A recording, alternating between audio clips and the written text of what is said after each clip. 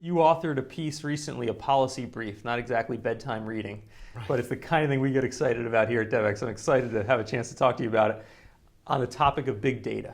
And actually, you did something that few have done, which is to unpack that word. There's a lot of interest in it, but maybe less understanding. Right. So give me a sense of what drove you. You've been working in development your whole career. What drove you to think now is the time I needed to get into this in some detail, and what did you find? Right. Well, I've been working, and my colleagues at RTI have been working on aspects related to big data all our lives in the education sector, health sector, local governance.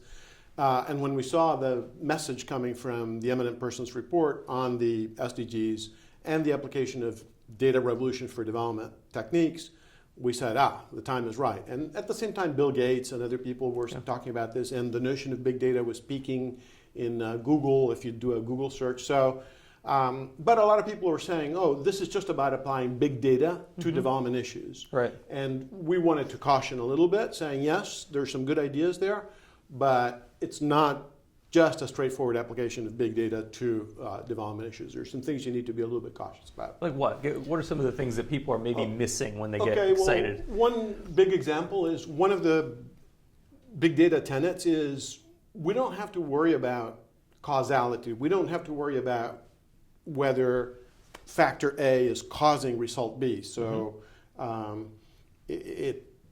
it's fine to just worry about correlation. Do we observe them at the same time? And what we say is, okay, that's fine for the private sector in a developed country. You don't have to worry, if you're Walmart, you don't have to worry about why you sell more Pampers on Fridays. You just need to know that you sell more Pampers on Fridays and stock more Pampers on Friday. But if you're trying to do development and you observe a correlation between beer sales and the number of teachers, which there will be a correlation because they're both correlated with the number of people, with population, you can't conclude anything about beer sales and teachers. So that's the kind of thing that we know. It is that it's not good enough to look at correlations. You actually have to think hard about what's causing some of the things that you observe. And I guess that's the big shift that we're seeing when it comes to big data. The old way of doing it was we do a study, right? We get a sample, we know who we're talking to, we design it carefully so we can get to these kinds of issues of causality.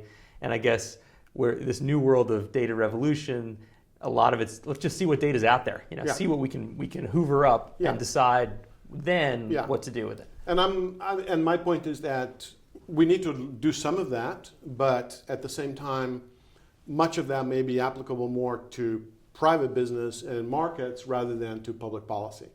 Because in public policy, you still want to know what it is that's causing the phenomenon, because you're actually investing in directly trying to change people's lives. We're in an interesting moment where we actually can know the people in the developing world that we're aiming to serve, right?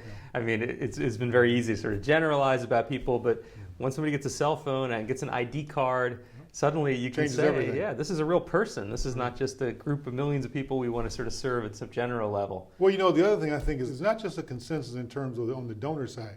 There's a consensus within the developing world. And not only that, they are adapting rapidly to the use of all kinds of information technology, technological changes. So we have a true partnership in a way that we probably didn't have 30, 40, 50 years ago.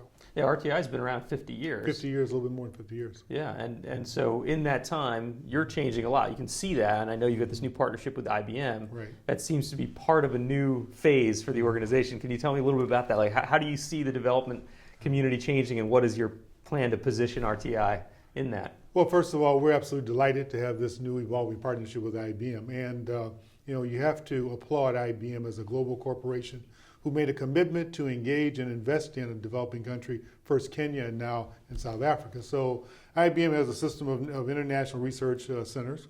They decided to establish their first research center in a developing country in Kenya. And when we learned about that, we thought this might be a chance to have a dialogue with a powerful company which has incredible capability and they're interested in trying to improve the human condition, which of course is also our mission. Yeah. And we thought with our expertise in international development in many different sectors, perhaps there would be a potential partnership there. It's a big deal. A company like IBM opening a research center in Nairobi. I remember when the news was announced. I look at it kind of like if Harvard University said we're going to open a campus in Nairobi. You know, it's a vote of confidence. It's a sense that there's a big opportunity, one that maybe has been untapped for a long time. And it shows that IBM has a big vision, and they understand the potential of Africa, and they wanted to be part and parcel of that. And so we were just delighted to have a chance to create this new partnership and look at ways to work with them in the broad field of development.